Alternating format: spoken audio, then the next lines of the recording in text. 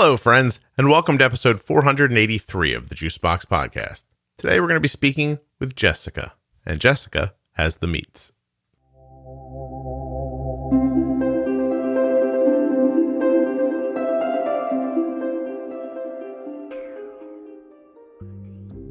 Today's guest is an adult who's been living with type 1 diabetes for quite some time, and I have to be honest with you, I just want to say that this is her very interesting story.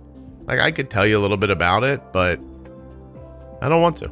You have to listen if you want to know. I just don't like the idea, I guess, of me offering cliff notes before the podcast. It's like, hey, in this episode, you're going to hear about this and this and this. Like, you don't trust me by now? Just listen. I'm not going to give you crap. You need a promise it's going to be good? It's called Jessica No Longer Has the Meats. Done, right? Done. Get in there. While you're listening to the Juicebox Podcast, please remember that nothing you hear on the Juicebox Podcast should be considered advice, medical or otherwise. Always consult a physician before making any changes to your healthcare plan or becoming bold with insulin. And I just would like to say one other thing. If you have the opportunity or the desire or the need, please support the sponsors that support the show.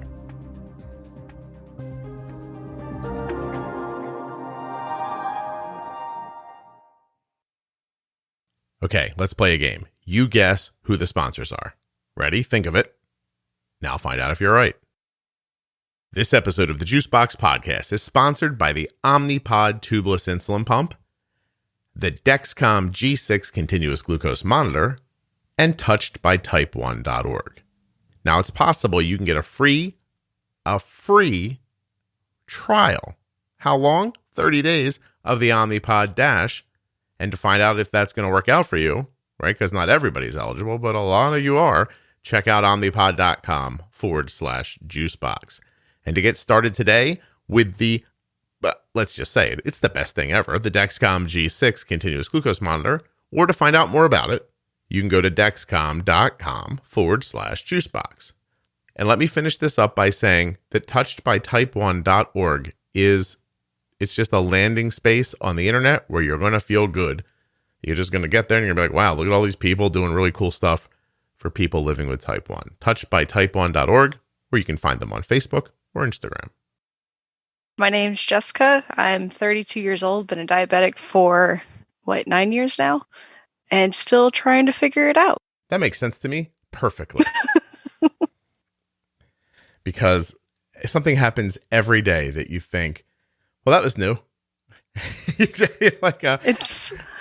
I don't know. I still kind of beat myself up for not realizing how many things are out in the world. And then I'm like, things that you learn every single day. That's how you get through life, right? You figure it out eventually. Yeah. I understand your meaning, though. Like, once you see a bigger thing, there's almost unavoidable feeling that you should have found it sooner. And then you start going over what you've lost by not finding it sooner, but that's not how things work. So, yeah, they always say it's the last place you look. So, I thought that was about your keys. You mean that's everything? I mean, I guess to be fair, I continued looking and found more and more and more because I'm a curious individual. But well, and that's a good point actually, because there are plenty of people who hit those roadblocks once, twice, a dozen times, and then just are like, well, obviously there's no answer here, and they stop. And that's terrible. That's basically what happened to me when I was looking for some sort of reasoning to figure out diabetes. Is I just kept looking, and then I kind of gave up. I was like, all right, it just doesn't exist. I'm just going to have to wait for technology to advance. That's all there is to it. Was that your idea, that one day a magic machine will just come along and do all the things you didn't understand? There's a lot of... So mostly surrounding blood sugars. For a long time, my doctors would basically look at me and be like, I don't get what you don't get. And I'm like, well, if I hear someone say, oh yeah, I saw a spike, they're obviously looking at something that's much more in depth, or they're stabbing themselves in the figure 50 times a day. Data points just don't come from nowhere.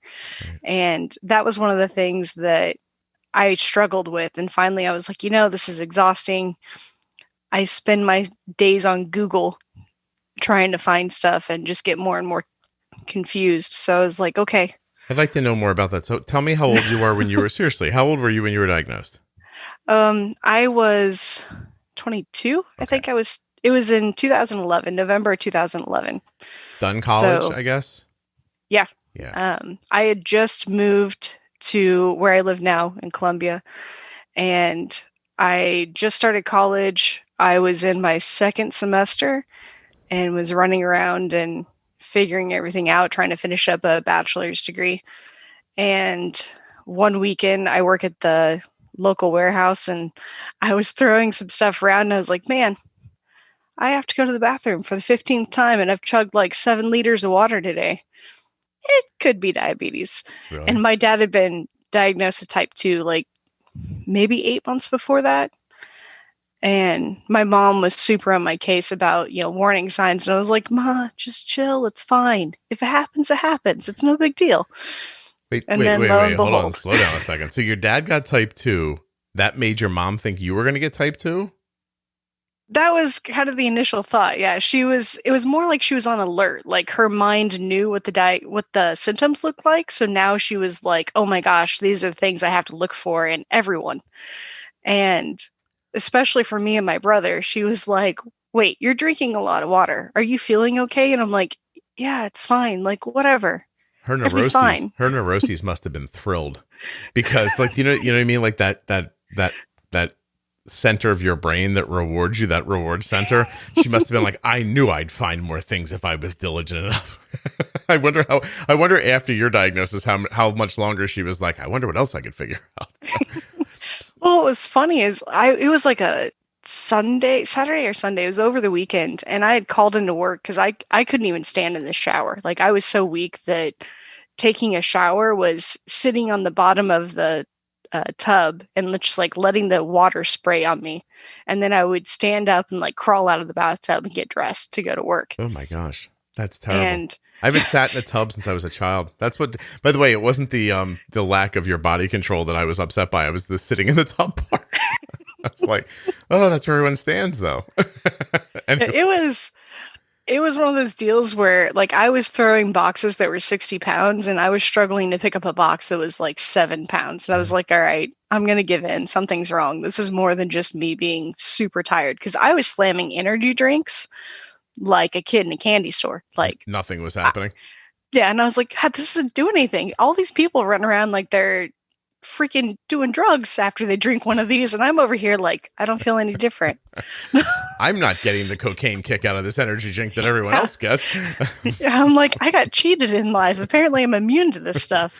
So okay, so you go and you get diagnosed. How does just go to a doctor's office, I guess, and be like, hey, something's wrong?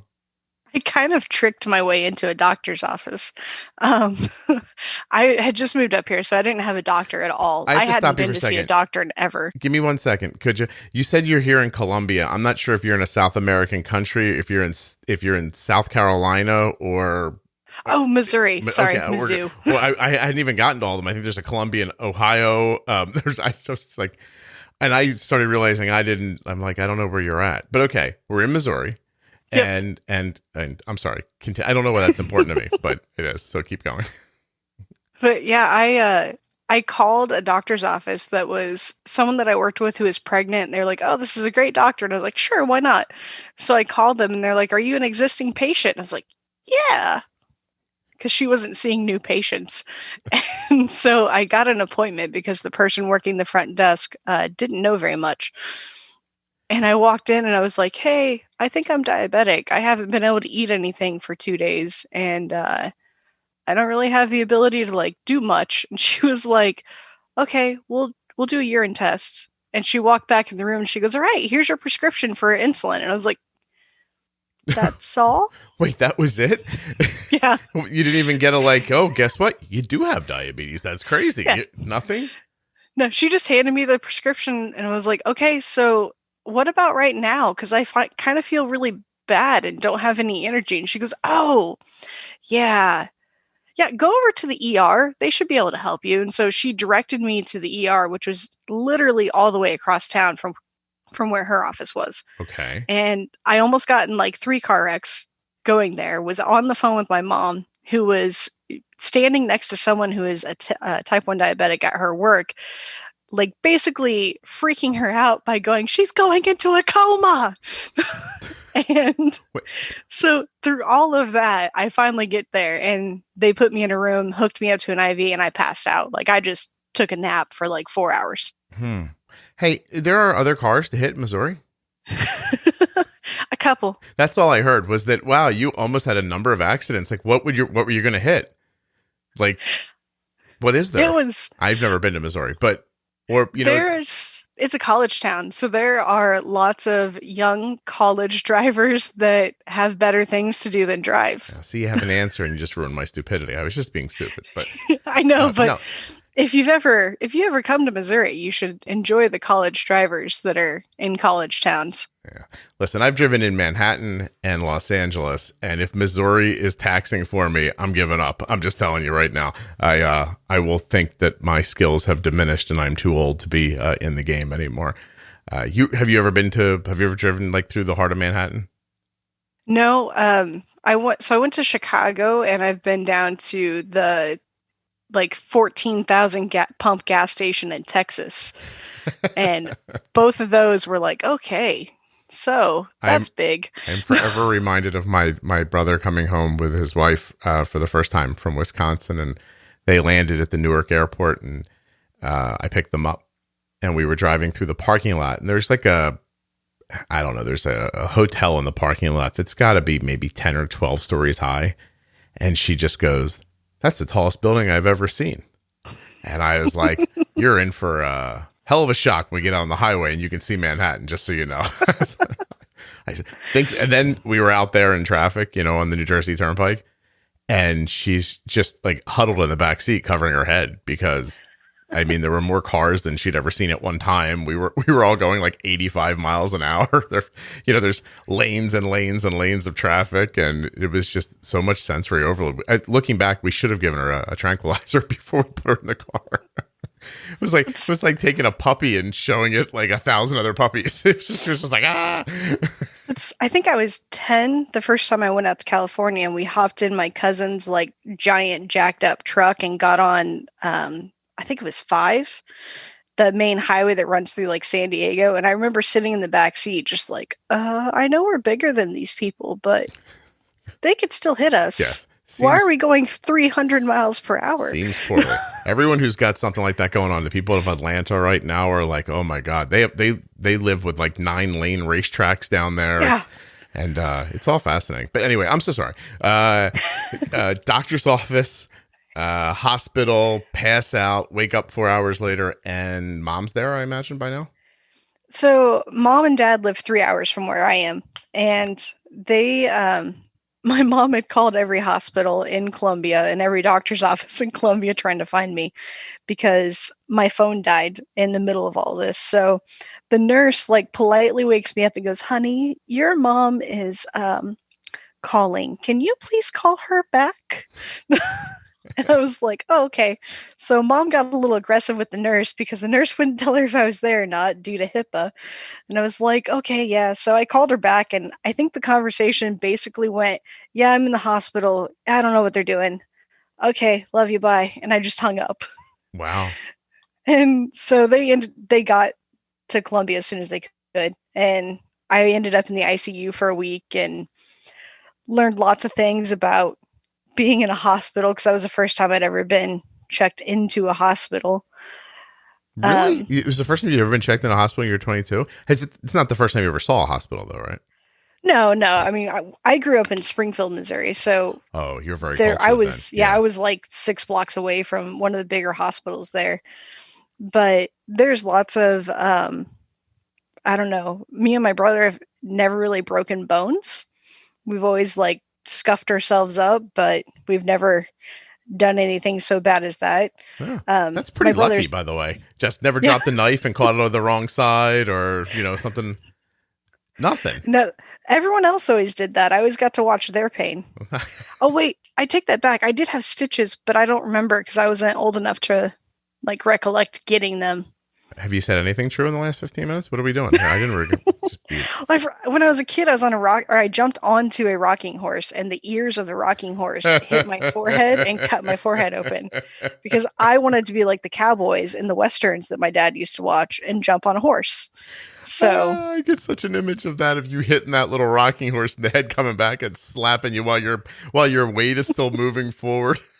Pretty much. And I jumped off my brother's bed, like we were in his room, and he was just like, My goodness.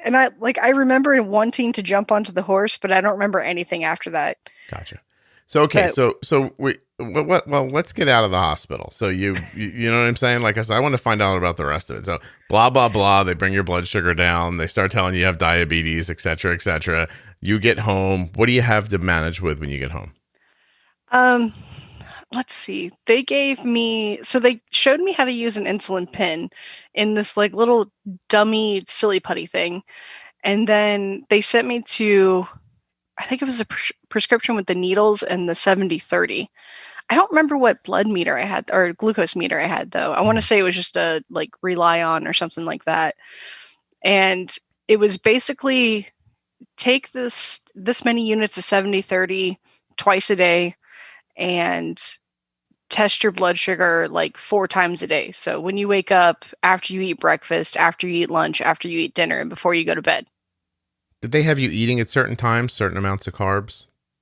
No. I remember driving home because it was the week before Thanksgiving. So I went home for Thanksgiving break after that. And I remember stopping at Sonic and eating my first hamburger without a bun because I was so paranoid of eating carbs. That resonates with me actually. The being afraid once you know that something can make your blood sugar go up, like just avoiding it because you're like, oh, don't eat that. That's not the right way to eat Sonic. That's for sure. Well, I remember the first like probably 3 months because I think it was every 3 months that I had to go to the doctor then, and my A1C was like in the 5s after that because I was literally eating no food. I was just eating like chicken and green beans every day.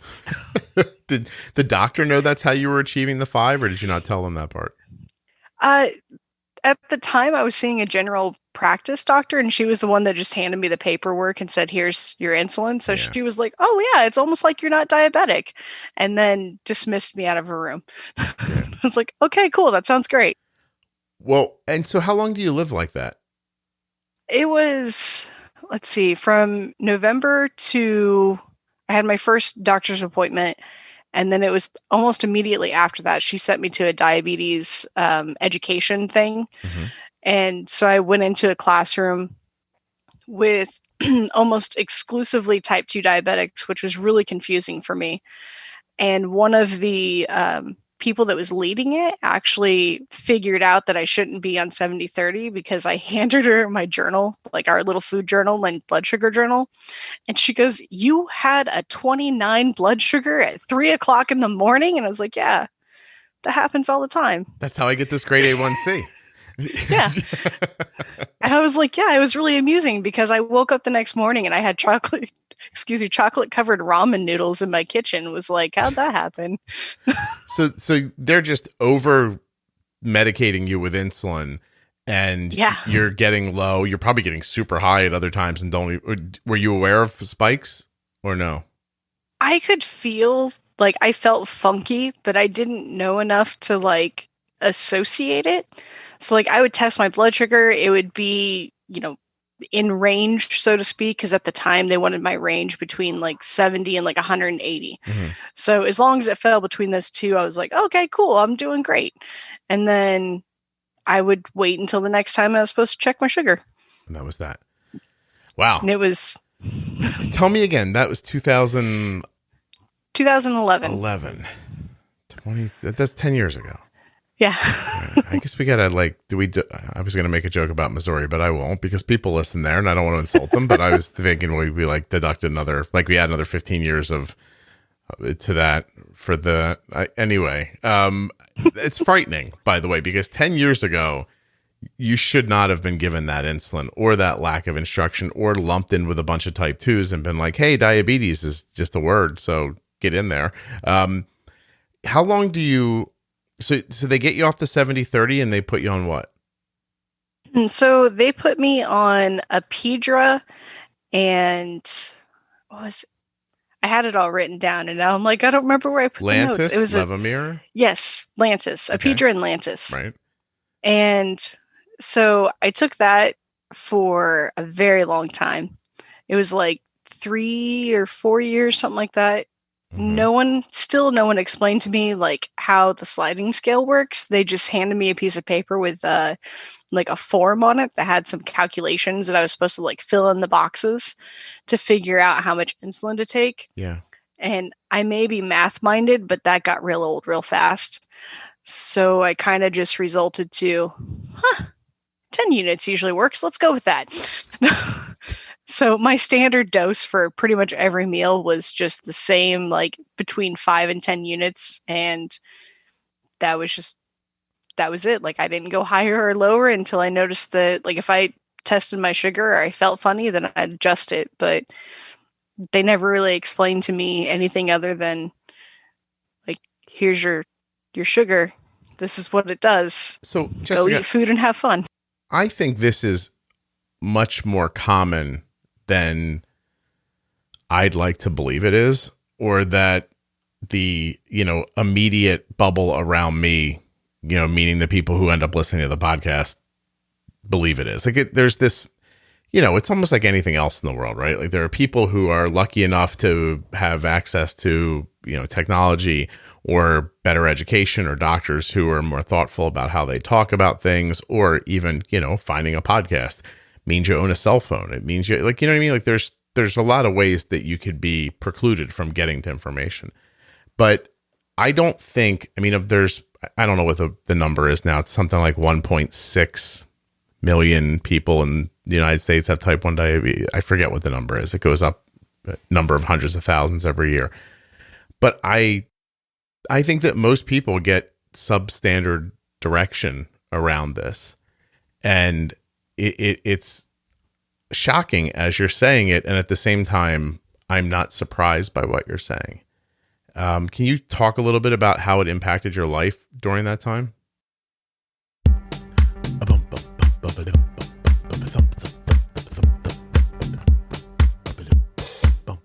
Ooh, ah. Sorry. The Dexcom G6 continuous glucose monitor is, in fact, the greatest thing in the world. That's it.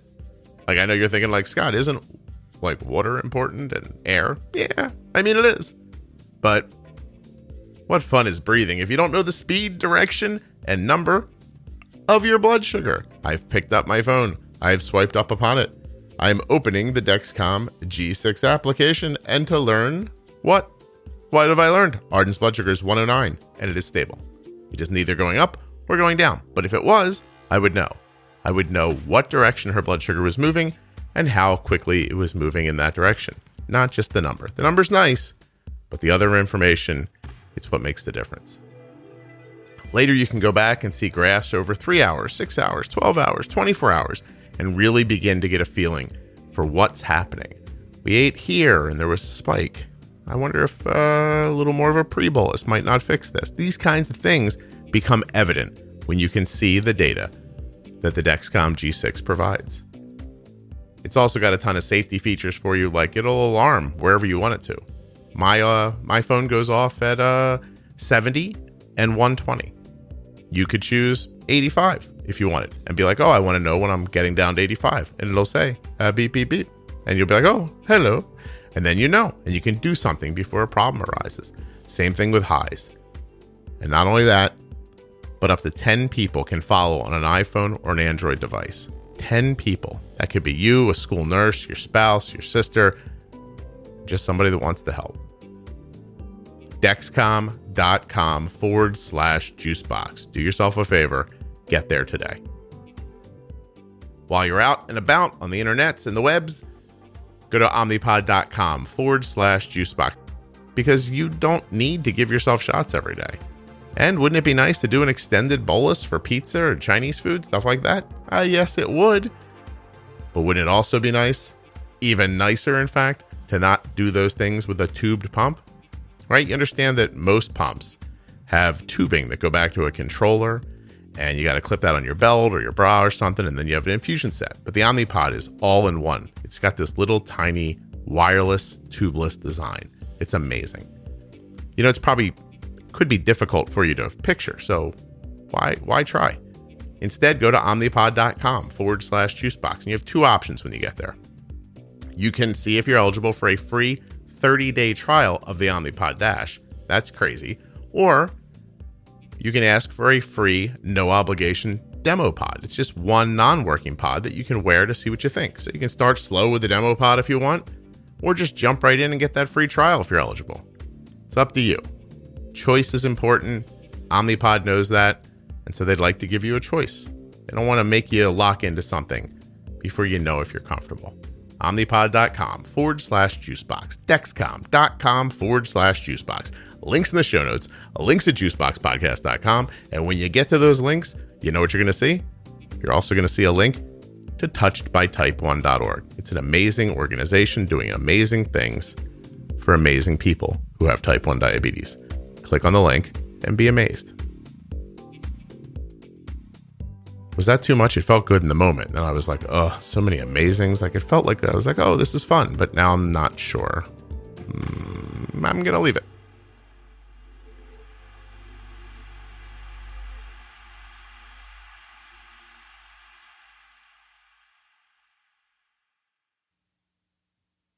I was super frustrated. I am a research person. I'm like math minded. So I want to see numbers. I want to see the reasons why. Like, I probably asked why more times than my dad loved.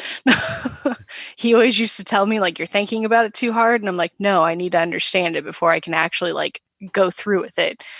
So not understanding what I was supposed to be doing, it was just complete frustration to the point that I just started ignoring it. Like, I would take insulin, I would eat to a reasonable effect, like I would be aware of what it was doing. But to the degree that I look at it now, not even close. Yeah. Like, not even 10% of the amount of information that I have now. I would search on Google for hours just trying to find stuff. And it was mostly that my searches weren't good. Like, I would put in just diabetes and just scroll through pages of results, and everything that I would get would be, science journals and stuff like that. I didn't know what a CGM was or what it was called. So anytime I tried to search for anything around that, I couldn't find anything. I was told that insulin pumps were for people that were just really bad at managing their diabetes. So anytime someone said anything about an insulin pump to me, I immediately shied away and was like, no, it's fine. I'll get better. And I didn't. Well, that's interesting. I don't disbelieve that, but I don't think anybody's ever said that before. The idea of an insulin pump was if you're failing, you use an insulin pump? It was basically presented to me like it was, if you can't take control of MDI, then they put you on an insulin pump because you're just having too much trouble with MDI. And so I remember actually like vividly remember being in an Arby's. It was like a little Arby's gas station unit. And I remember seeing someone with an insulin pump. And my first thought was, oh man, I feel really bad for that person because their diabetes must be really bad. You didn't feel bad for both of you for being in an Arby's that was connected to a gas station? Well, I will say their curly fries were really good. What is the tagline of Arby's? We've got the what? I can't even tell you anymore. I haven't eaten an Arby's in years. Like, there's two that are semi close to me, but they're such far ends of the town that I probably haven't driven by them in a month or so. It's We Have the Meats. There we go. I was saying, like, I don't even listen to ads anymore. So here's the frightening way I know that. I opened up a browser. I typed ARB. Arby's.com popped up. I want to promise you a website I've never been to before in my entire life. And the, like, you know how the URL, like, you can write like a message in it. It says Arby's, we have the meats, and it's a registered phrase. They must be super proud of it. After you said that, I definitely had the jingle like in my head, and I was like, yep, that's it. I'm now starting to notice it. Wow, there's a lot of stuff. But I'll tell you, they do a good job of taking pictures of this food. It looks like food. It's like Arby's is not a bad food. They used to have a BLT that I absolutely loved. I think they you're stopped making confusing it. with Or how either that, things or I haven't been taste. there in a while. I believe you're confusing how things taste with how good they are for you when you said I don't think they have bad food. Each slice of turkey is exactly the same thickness, which is a problem for me. Because go ahead. I will say that my tastes have advanced since I Good for you. finally figured out, food stuff. Good for you. Okay, so you're in the Arby's, ignorant of the fact that you should be scared for yourself, and instead you're scared for someone else because they had a pump on. So, oh my gosh, they must be doing terribly. And does that then give you a false feeling of I'm doing great because I don't have a pump?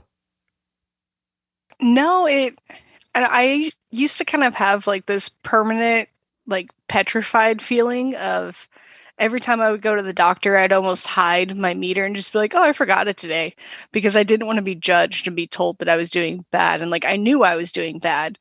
I knew that I wasn't doing the things that I should have been doing, but I always had that, like, it's okay, I can fix it. And like, I had that like inner desire to just find a way to fix it. And that's why I would constantly be on Google trying to find something, like just some piece of information that would tell me something more than what I already knew that would make it easier to do whatever it was I needed to do. So let me ask you, the belief that you could fix it was baseless though, right? It's not like you had, how do I put this? It's not like you had a toolbox and in the toolbox was a hammer and a screwdriver and some pliers and some electrical tape, and you looked at an outlet in your wall that needed to be changed. You've never changed an outlet before, but you said to yourself, I think I could do this. It wasn't like that. It wasn't like I have the stuff and I know what I have to do. I have to take that out and put another one in. I'll just figure out how to turn off the electricity and I'll take the wires off and match them back up and put them back on, which is how everyone, by the way, changes their first socket. Hopefully, except for my father, who didn't think that it was important to shut electricity off while he was working on it. But he was just one of those badass guys from another time. It's just like, how do I find out if this is hot? You just touch it real quick. I'm like, no, stop. Batteries on the tongue. That's how you do things. He didn't put a wire on his tongue, but he would reach out. He used his fingers as an electrical tester. He's like, oh, that's live. I'm like, holy God, man, what's wrong with you? And, but nevertheless, like my point is you didn't have the tools or the knowledge or even understand the parts you had to move around. You just had the feeling of, I'm going to figure this out. Pretty much, yeah. Okay. The only thing, like, I remember reading, like, people would, have blogs and stuff on the internet, and I would read, like, the comments, and they'd be like, man, my spike or my graph for, like, a bolus and a basal, and I'm like, what do all these words mean? And you can't Google the word diabetes graph, by the way, in 2011 and figure anything out. Mm-hmm. Yeah. The only thing that comes up is just a graph and a person with diabetes. Yeah. And you're like, hey, that's all right. That is a graph. And that is a guy with diabetes. I have properly Googled diabetes graph. Now, what do I do with this information? And I don't know. And then you're done again. It's that thing we talk about sometimes about knowing that there's something that exists beyond your understanding, but having no meaningful way of getting beyond your understanding. And that's like, I had even worn a CGM for the diabetes education class, but the way that they presented it to me was they were like, oh, this is the doctor's. And that was all they would tell me. It's just a doctor tool. Like a diagnostic tool that no different than if you went in and they put a pulse ox on you. You don't get to leave with your pulse ox. They take it off and gotcha. Yeah. And for that week, I intentionally ate bad food. Like I remember going to McDonald's, and it was the first time that I'd gone to McDonald's in like 4 months. And I was like, this is the best hamburger ever. And I just like enjoyed every bite of it. And it popped up on the CGM graph and they were like, what was this? I was like, that was a McDonald's cheeseburger. They were like, okay. And I'm like, hey, I haven't been eating carbs for like 4 months. That cheeseburger was the best thing that happened to me in my small budget that day. Don't judge me. Oh my gosh. Yeah. Okay. All right. So what's the first leap that gets you to a greater understanding? So I switched from the general practice doctor to an endocrinologist because the general practice doctor basically said, I don't know what I'm doing. Go see this person. so I went and saw her. She's an amazing doctor. And she was like, hey, there's this new technology out. It's called a Libre. It literally just came out. I think it would work really well for you. And I was like, okay, cool, I guess. And so I immediately hopped on Google, started researching. And of course, I found out that Libre is, a flash glucose monitor, not a continuous. Mm-hmm. So I got the Libre and had it. See, that was 2018. I think I got it in, June, May. No, it was right at the end of June. Wow, you lived 7 years like that? Yeah. I'm sorry. No, seriously, you just made me sad. Damn it. Because listen, here's the weird thing we talked about at the beginning, and you're not. I told you not to feel bad about it, and then it happened, and I was like, God damn, I feel bad about that. Because if you and I would have bumped into each other at Arby's, and you would have said to me, "Oh, your daughter's wearing an insulin pump," in 4 minutes, I could have set your brain right about how to what you wanted to do. You know what I mean? That's yeah. And there's a lot of parts of me where I'm just like, man, if I would have searched this phrase instead of this phrase, I would have found a whole plethora of information. Wow. I just didn't know the terms, and I didn't know the right words to plug in to get to it. So, And then for probably the 2 years before my doctor suggested the Libre, I had given up. I don't think I Googled a single thing outside of things to carry your diabetes stuff in. I just gave up on. I was like, this is the way it is. Technology will get there one day. And little did I know technology was already there. Yeah, what you need to do was find a doctor who understood things better, or a podcast, or anything like that. Seriously, it's ridiculous. But so you understand that as I ask the questions, I'm a bit incredulous because I know what I know, okay? And it turns out that what I know about diabetes is fairly significant over what you knew about it. Even at the same times, right? I didn't have a podcast in 2011, but I had the knowledge. And, so I'm thinking of a new person right now who is, the next Jessica, who's being diagnosed right now. And it's hard for me. It's not hard to do, but I have to physically stop myself and do it to remember that my understanding of all this is not equal to most people's understanding of it. And that you could get lost in for the lack of a better term, the system, and all of a sudden just think, well, look, this is my meter. I need a bag to put it in. I take this insulin here. I count the carb. I do this. I hide my meter because I don't want the guy to know I'm doing bad, because I am doing bad. I feel bad about doing badly. I'm getting some bad information from people about what technology is, et cetera, et cetera. And then before you know it, you are so far down that rabbit hole, there's no way out. You're never, and most people don't dig their way back out of it. And I'm maintaining that your story is incredibly common. And there was actually people that I worked with that were the same way. And when I found the Libre, when she gave me the Libre, I was like, oh my gosh, look at this. And they were like, what? And I was like, yeah, it's a thing and it shows you things. It's magic. I hold it to the disc and it tells me a number. Yeah. And I remember, so prior to that, there was twice that my now husband had to wake me up with an ambulance because my sugar got so low in the night.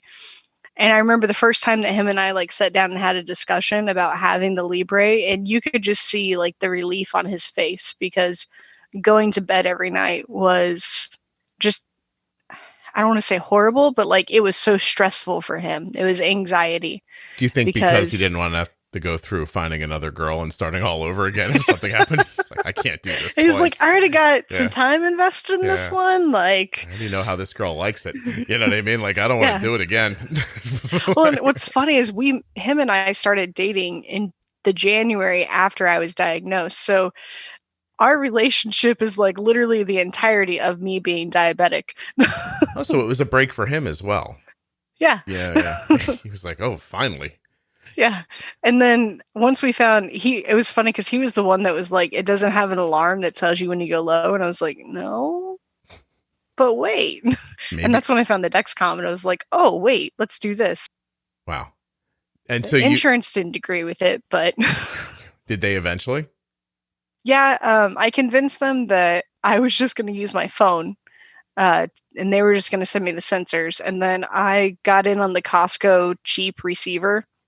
I remember. I don't even know why I spent that money, but I have a receiver. That's over now, though. I think I don't think I'm not sure. Somebody would have to look, but there was a big push for Dexcom through Costco, and then I sometimes think maybe it's my fault it doesn't exist anymore because I told people about it, and the podcast has such a reach. I think it's possible they sold more Dexcoms at Costco than they were ready for. I don't know, or people might have been like gaming the system about how to pay for it or something like that. I don't remember exactly what happened, but I do know that it was like, this is a thing. And then suddenly it wasn't a thing. And I was like, I hope that wasn't my fault. So I know that Sam's Club still has a discount, but it's not as much of a discount. Like, I think a receiver there is now like almost $300, like $200 or $300. Okay. But I think if you get it through, like, I want to say the number that I was told when I called Dexcom was like $600. And I was like, okay, $100 is substantially cheaper. Yeah, Costco it is. I'll take that. Okay. So now you've got a CGM that actually tells you when you're leaving ranges and things like that. Is this the beginning? Is this where you're like, ooh, I could make different decisions to stop things from happening? It was kind of one of those moments where like the lights, everything lights up around you, the halo comes down and you're just like, oh my God, it all makes sense. Because I was able to see all of those things that everyone was talking about. And like, I was able to see that when I ate, a cracker, that I could see the spike. I could see what was happening. And I was like, wow, all of those little dots. Like, I was absolutely convinced that there was just some people out there in the world that pricked their finger like 50 times a day and made their own charts on paper. I was like, that is how that has to happen. So me being able to see it in like a digital representation, I was like, it makes so much more sense. How was I so dumb not to think that this was a thing? I'm glad you said that, because there are times when I'm doing the Dexcom ad and I'm like, and I think to myself, people won't believe this if they don't know about it. Like just not that it does it, but that it's such a big impact. And it is. It's like, it's that ad is easy to do because I genuinely believe everything I'm saying. You see that data and you start making better decisions about insulin. You start making better decisions about, carbs. And I don't even mean like better, like not Arby's. I mean, understanding that, I don't know, a Kaiser roll may say it's got 22 carbs in it, but it might hit you like it's got 35 carbs. So you use 35, as the number for a Kaiser roll. Doesn't matter what the package says. Like, when you start learning things like that, it all just goes, it's magical. It's so easy. I just looked at Arden's last 12 hours and her line is so flat for the last 12 hours that I might be embarrassed to show it to you. Like, you might be like, hey, don't show off. You know what I mean? Like, but it's fascinating. And and that was a lot of overnight time. And so how do I figure that out? It's not because I was like, oh, I know what I'll do. It's her basal's definitely 0.95 an hour overnight. It's not, I didn't just make that guess. It's like, I got to look at this graph and say, okay, this is too much. This is too little. Look at it over days, then finally come down. I'm like, this is it right here. It's 0.95 overnight. It just absolutely is. And so unless a variable comes up that I can't foresee, overnight, Arden is just super stable. And, therefore during the day, I can make a mistake. She can, not pre-bolus or, get something wrong and see a spike that goes to 150 or 160 and get it right back down again with the data. And then, you still end up with a A1C in the fives. It's just, what it is. Well, and that's like, I remember when I first was able to like see the Libre graph, like I was absolutely in heaven. Like, I was like, this is it. This is the thing that I have been like, I knew it existed. I just didn't know how to find it. Yeah. Like, I couldn't figure out how to get this information. And finally having that was, it was literally like someone opened the doors to the biggest library in the world. Like, I had all of the resources I needed because that one keyword to type into Google will literally open the gates to everything you need for diabetes. And it's so funny, because I actually went back and replicated some of the searches that I'd done because I have search history from then. And I was like, searching those things still shows the same bad results. But if you add the word Dexcom to them, the search history or the search results is like so much more in depth than like what I was looking for. It's like, man, one keyword. That's all I needed. Yeah. No kidding. And everything was just suddenly the doors was thrown open and you're like, oh, look, there's the garden I've been looking for. It's bright and sunny and there are butterflies flying around and I'm eating. Yeah. Now I'm eating Arby's like a mad genius. And it's actually Panera Cinnamon Crunch Bagels, but hey, well, no lie. Those things have about 80 carbs in them. No, and I tasked myself because they had the unlimited free coffee thing going for a little bit. So I was going in the morning to get free coffee, and every morning it'd be like, do you want a cinnamon bagel? And I'm like, stop, app, you know my weakness. And finally I was like, you know what? I'm going to master this. Like, forget it. I'm doing it. And so every day for like a week, I ate a bagel, and I finally figured it out. And on like the second to last day of eating them, I remember showing the graph to my boss and being like, look at this. You don't understand why this is so important, but I am like 3 shades of happy right now. Like, I am so ecstatic. Who's the man? Yeah. Jumping around. You're like, oh, calm down, Jessica. And it's like, no, you don't understand. I had a bagel. Look at this line. Everyone's like, oh, I didn't think it would be her that lost it, but she's got to work by herself in a different room now. So yeah, especially working at a like customer facing tech support type job. Yeah, there was a little bit of like, okay, and we're going to go back to fixing this person's problem. People come in and they're like, can you tell me what's wrong with my my RAM? And you're like, only after you look at my Dexcom graph and smell it. You can still smell the cinnamon on my fingers. Come here, get closer. Here, you can't smell. I'll wet them. Hold on. Look at that. Yeah. Smell that cinnamon. See that? I'm sorry, I licked my hand. You know, like, yeah, you're out of your mind. So excited. I understand. Like the first time I realized I could figure out a bowl of cereal, and then I didn't even have to measure it. I was just like, I won something. I don't know what it is. Poor health, I guess, for my daughter because she's eating cereal. But but I figured it out. And the truth is then I took what I learned using, you know, on that really difficult to bolus for item, and I use that information on more easy, you know, things on your system and more healthier things. But the truth is, if you can do a bowl of Apple Jacks, there's a lot of things you know how to bolus for all of a sudden. You know, it's very cool. So what when you Googled it, what did you find? There was a lot of the stuff was like ads from Dexcom, and I'm weird and I do image searches because I'm a visual learner. So I was like, find graphs, find things that I can relate to.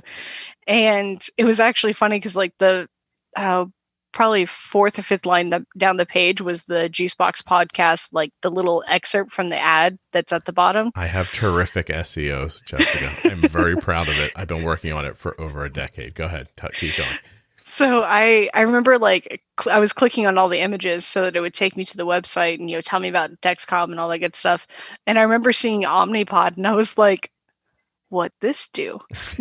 And I started like just basically searching for tubeless insulin pump because I was like, you know what? Forget it. Like everything I forgot about or I learned about diabetes is wrong. I'm forgetting it all and I'm just starting fresh. Mm-hmm.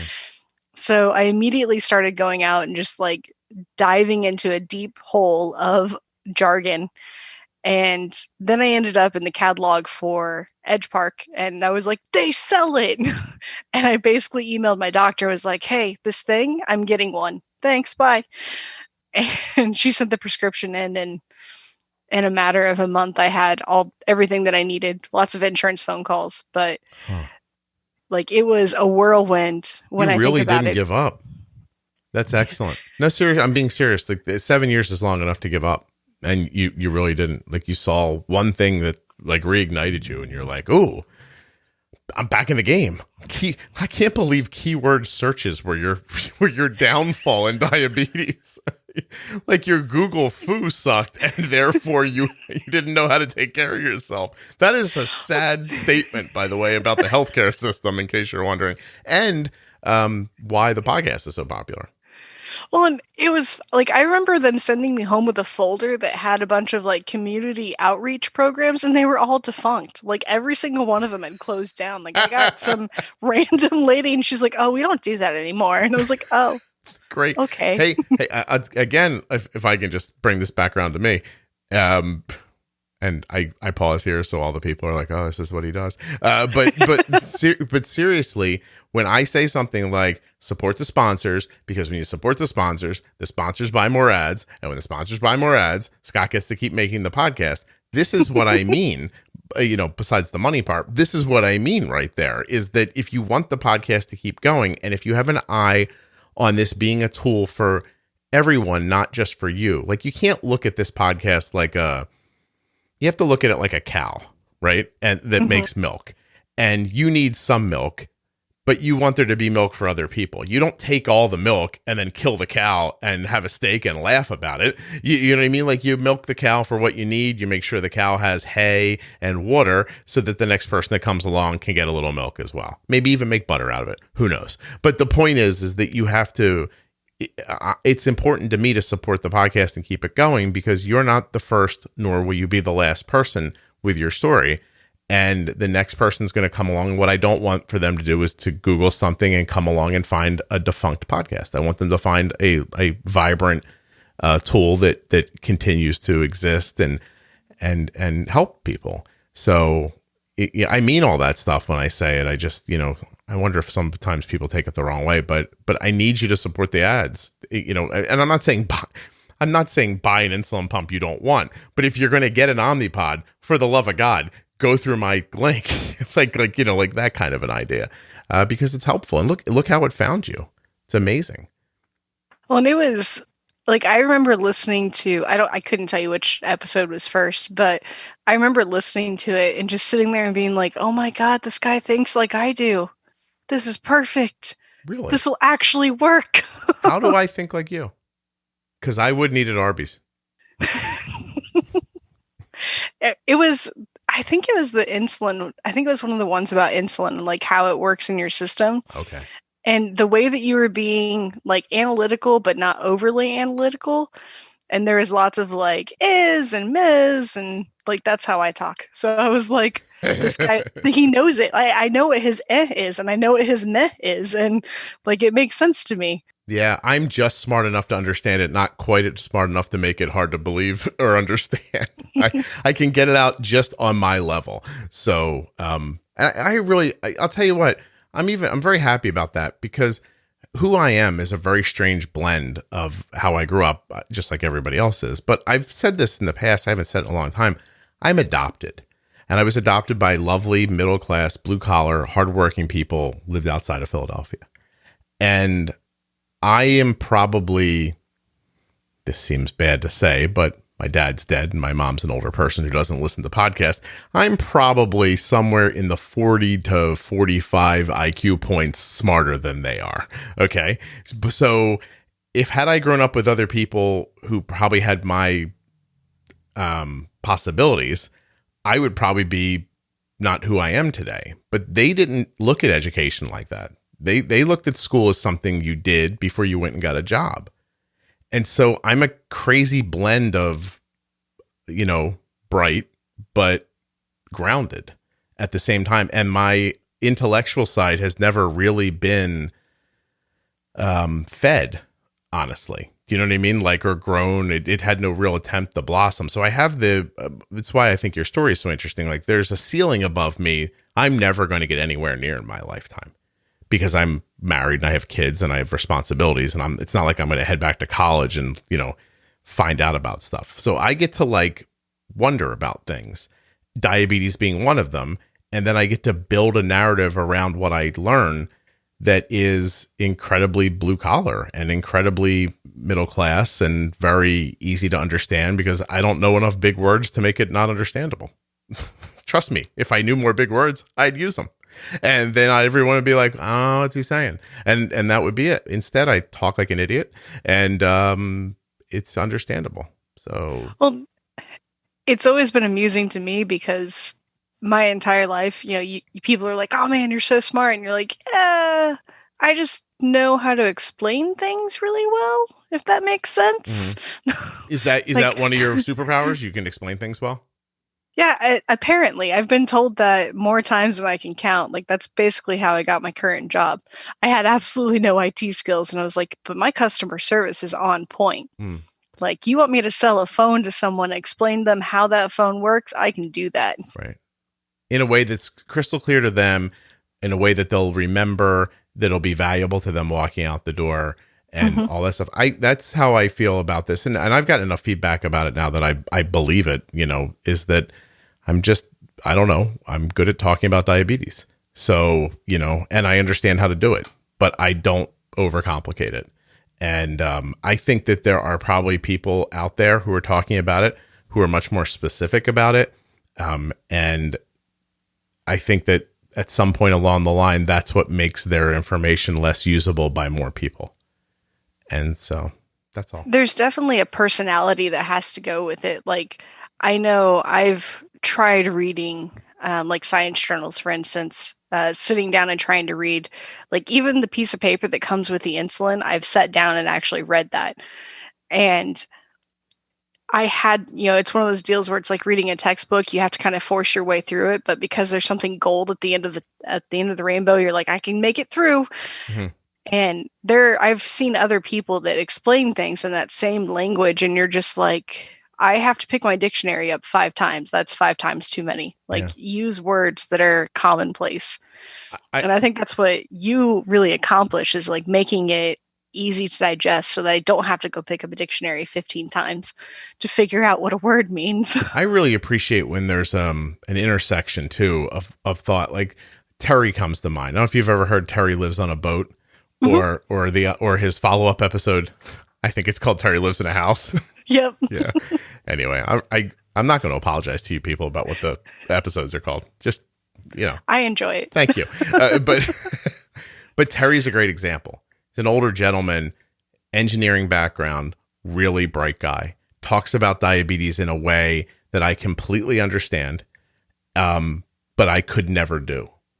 Like, I would never think to put the words together that he puts together. But when he's talking, I'm like, oh, this is brilliant. I completely understand this. And for some reason, no matter how smart he is, he likes the way I talk about it too. And that's really, I find that, I don't know what the word is. I am, wow, I just lost a word. Jessica, well, I'm making my own point, aren't I? God damn, give me a second. Hold on, push the mic away from my face while I think. I was going to go with humble. Yeah, humble's, no, you can't say humble because people don't believe it when you say it.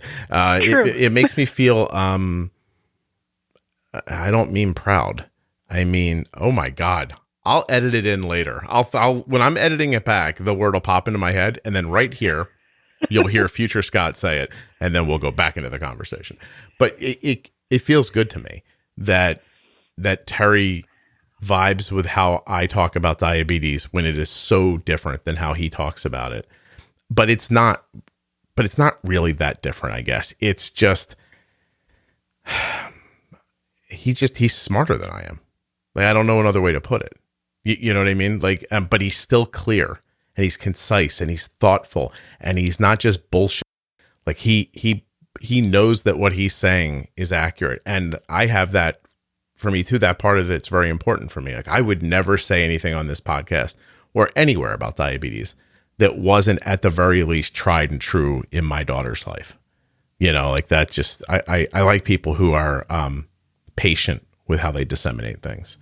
And I think that sincerity, like, that was one thing that pulled me in as well, was there's a sincerity in the discourse that's very, like, that it's not BS, and like, you just have that feeling, you have that trust with it.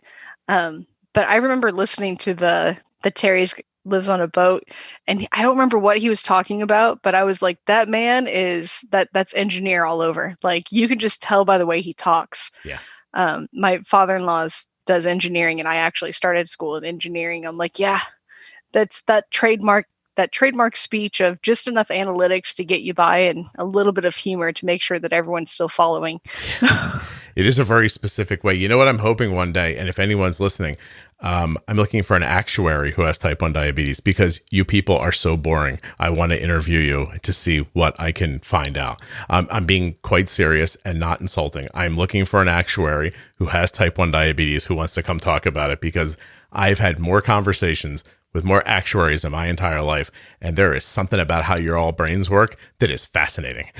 So there is a certain kind of person who is drawn to that kind of work.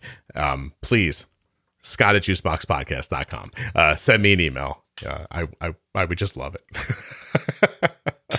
There's a person that I work with. I remember trying to explain to him like the ins and outs of the Omnipod and Dexcom, because I had just gotten them and I was still, like super jazzed about it. Mm-hmm. And he looked at me and just holds his hand up and goes, "Okay, Jessica, I need to go back to work." And I was like, God, I respect that you say that, but man, I really want to continue this conversation.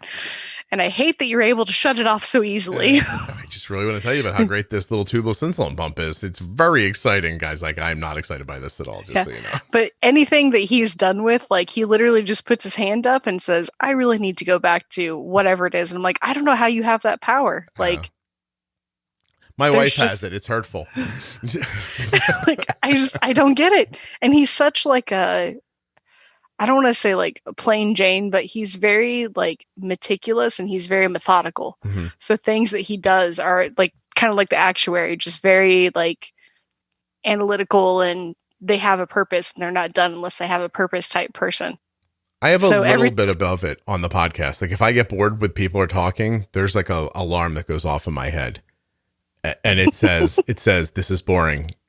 Change the subject." Like, this is boring. Keep moving. Do not like make people listen to this any longer. It's just, and that voice in my head is screaming at me while it's happening. It's like, "Move on." I'm like, okay, all right. I hear you. And then sometimes I ramble on, and I don't even hear that. The voice is yelling at me and I'm like, shut up. It doesn't apply here. Just leave it. I'm the host. I get to do whatever I want. Stop it. No. No, the other times I talk too much. It's obvious, but it's just, what are you going to do? Go ahead. So my dad always made a joke. He's like, "I swear to God, the owner's manual for you had a diagram where the off button was, but I'm pretty sure that page got ripped out." So listen, I don't know about in your life, but in my life, if I can't speak, forever, it's not my, ever listen to a podcast where nobody knows what they want to say next? It's painful. I'd rather say something that's a little wordy than just have everybody talking and then, "Well, what do you think, Jessica?" And then you pause for 12 seconds before you answer, and I'm just quietly listening. Like, I could never listen to that. Oh, it's painful. Yeah, like, I even listening to podcasts that have that, I'm sitting there just like, if I hit the skip button, do you think it'll break into the conversation, or will it like cut just right? I like when people speed up podcasts, I think they can't possibly speed mine up. Like, I understand why you might speed up another one, but mine, I don't imagine you could. And if you can, God bless you, your brain works really quickly. But I don't know. I like it to keep moving. I want it to keep moving, and I want it to make points, and I want it to be interesting and entertaining and thoughtful. And I want there to be some advice. I didn't mean advice, some information that's really valuable to you, throughout the way. But I don't think an hour's worth of valuable information every week is something people would want. And it ignores people who need community very badly and don't know anybody else who has diabetes. And, for me, like your conversation is really interesting because you're a person, your story is interesting, and how you kind of made your way through it is interesting, but you're also like light and bubbly, and there's a community aspect to this conversation as well. Like, people will also listen to this and feel like, "Oh, Jessica, I know Jessica. She's that really nice. I have a friend just like Jessica. She's cool," and that makes you feel good about it. So I don't know. I'm down with being friends. With who? That's me? No, I'm busy, Jessica. We can't. No, so and anyone. I'm one of those people that's like, okay, cool. Coffee, as long as coffee is involved, we're fine. Oh, then then go nuts. Go find her. Listen, she's in Missouri. There's like 4 things. There's no trees. Just yell out loud. And I know nothing about Missouri. Are there trees there? There's more trees than buildings, probably. It'd be the other way around. There's like 4 buildings and all trees. She's the only person you're going to find when you get there. Just go to an Arby's, wait out front, leave your Omnipod exposed, and she'll jump on you. It'll be easy. Will you buy the coffee, Jessica? Oh, you'll drag them to free coffee at Panera. I was going to say, there's free coffee in the world. Why would I buy it?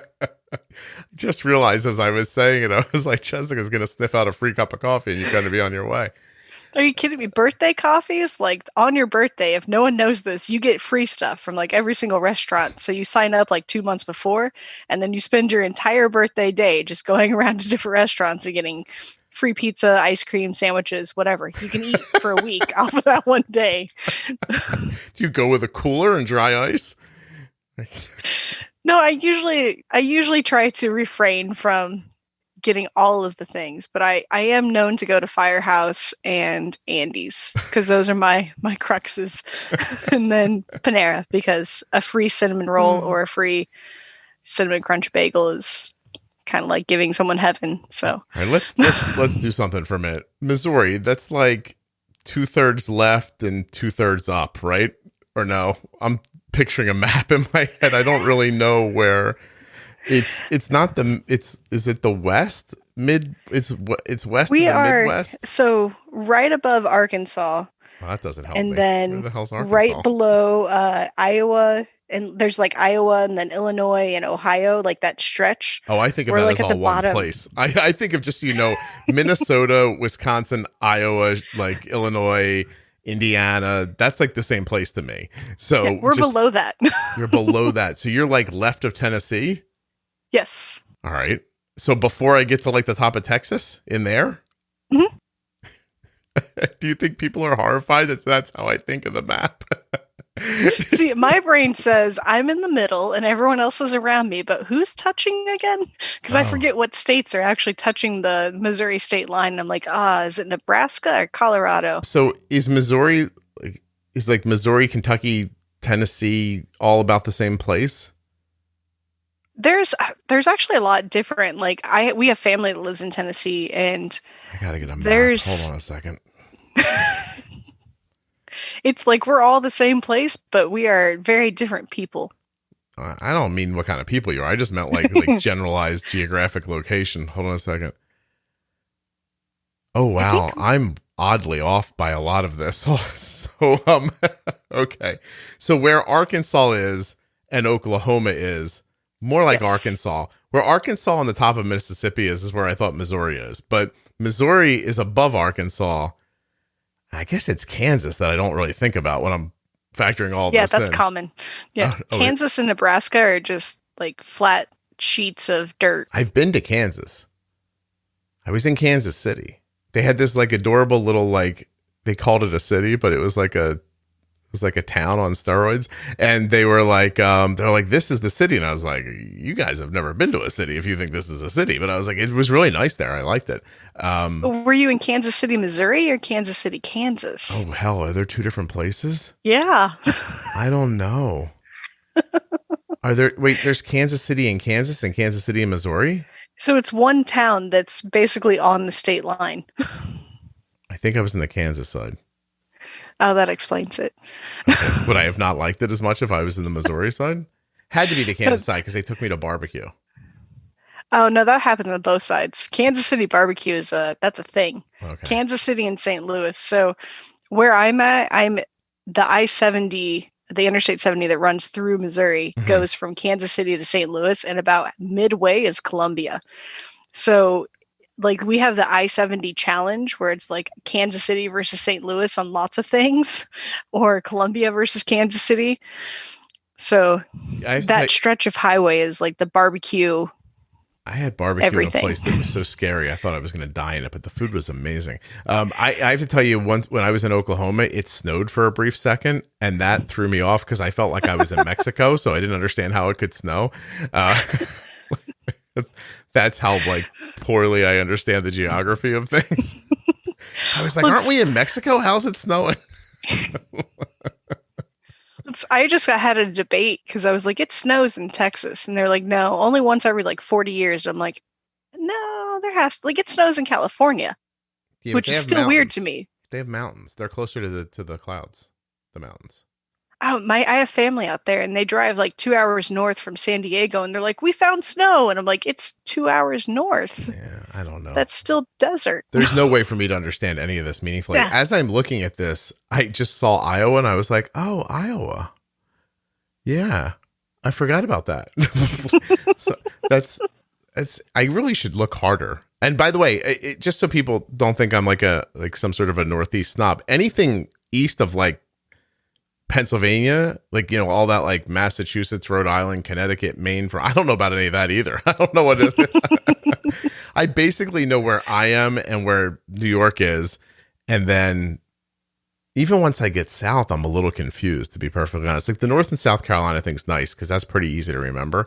So yeah. I know it's like Pennsylvania, like Delaware, Washington, Virginia, North Carolina, South Carolina. But then if you made me bet money that Georgia was next, I don't know that I'd be able to do that exactly.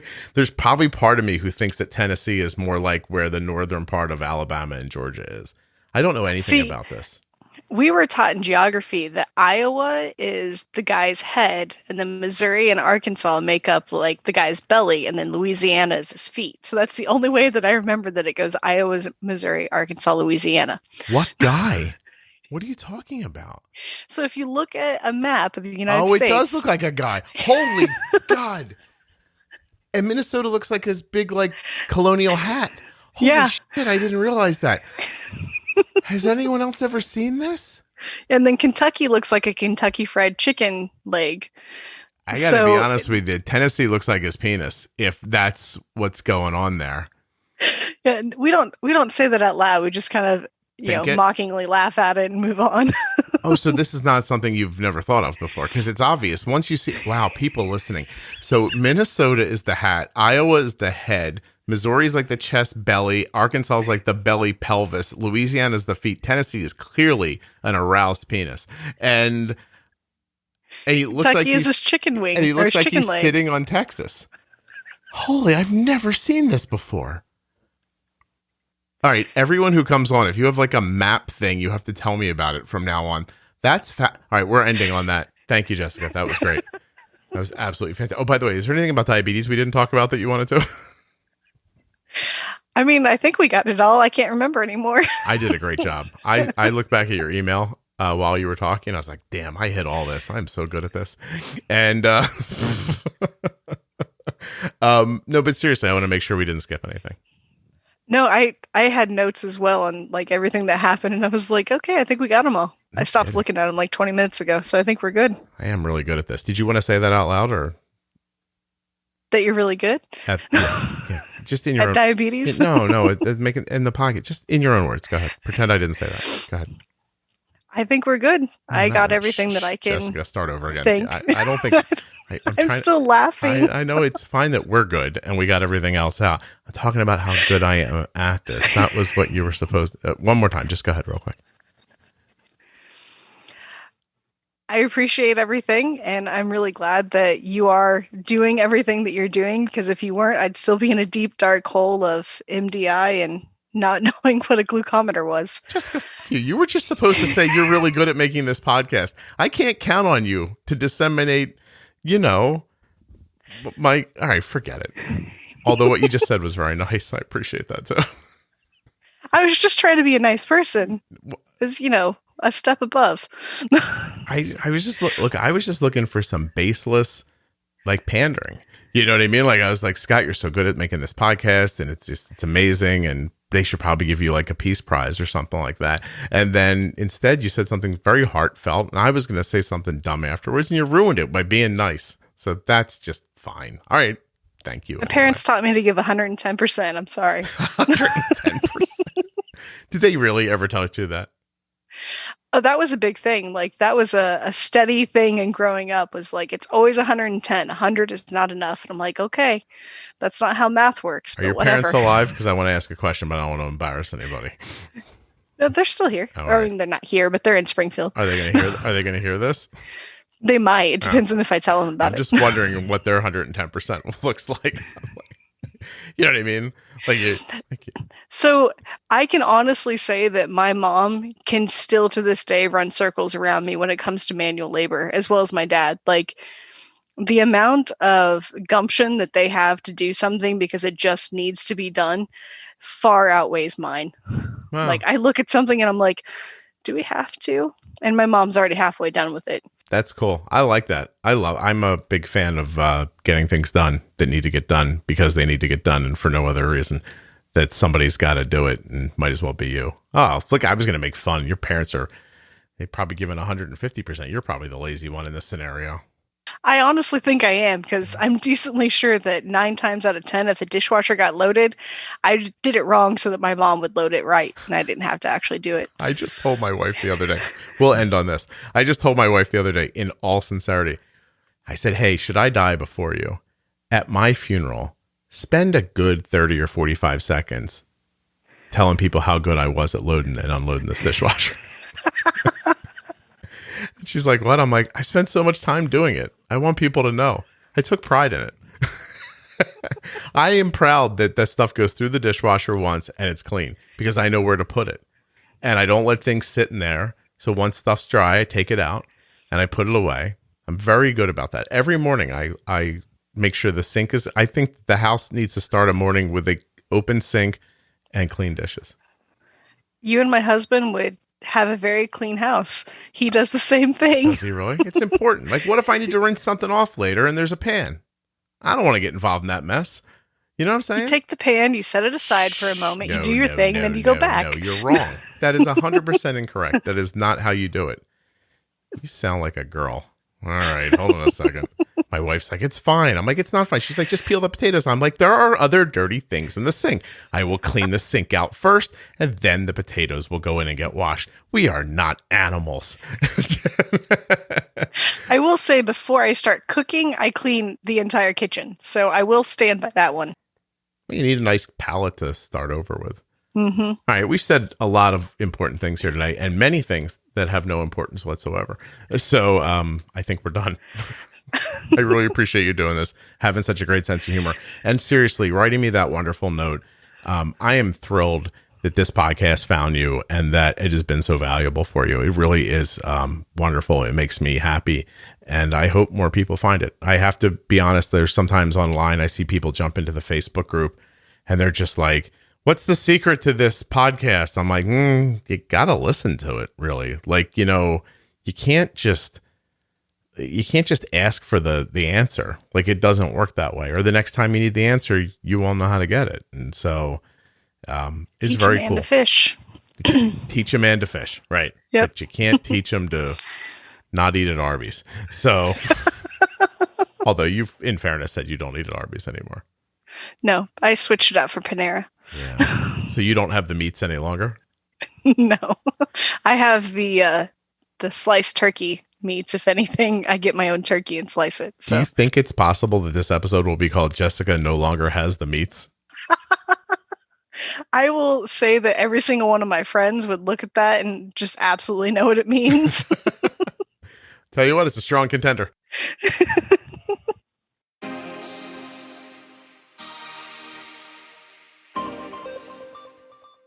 I want to thank Jessica for coming on the show and telling an amazingly entertaining and fun story. I want to thank Dexcom, Omnipod, and Touched by Type 1 for sponsoring Jessica's tale. All you have to do to support the sponsors is click on the links. touchedbytype1.org, omnipod.com/juicebox, dexcom.com/juicebox. It's that easy. If you're in the market, use my links. If you're not in the market, don't feel pressure. I mean, do something else. Support a different sponsor. Send me a lovely email and say, Scott, I love the podcast. Tell a friend. Leave a great review. There are so many ways for you to support the show.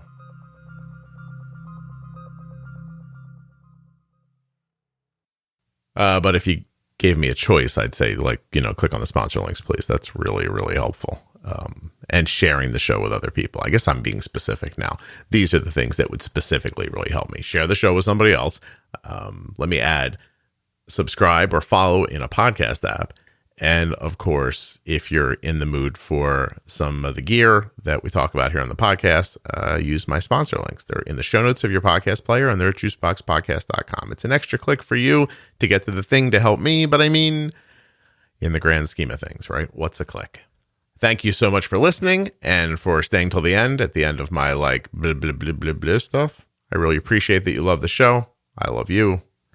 I feel like that purple dinosaur right now, which is weird because I've never seen that show once. But as soon as I said, I love you, it made me think like, I love you, you love me. We're something, lots of words I don't know. And then there's something and something and something else too. And then I think that's about the end of the song.